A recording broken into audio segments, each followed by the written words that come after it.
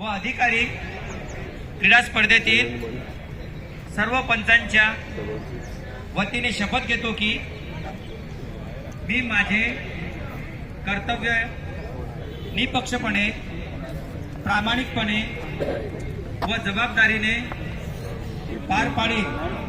कोणताही पक्षपात न करता सर्व संघ व खेळाडूंशी सन्मान वागणूक देईन.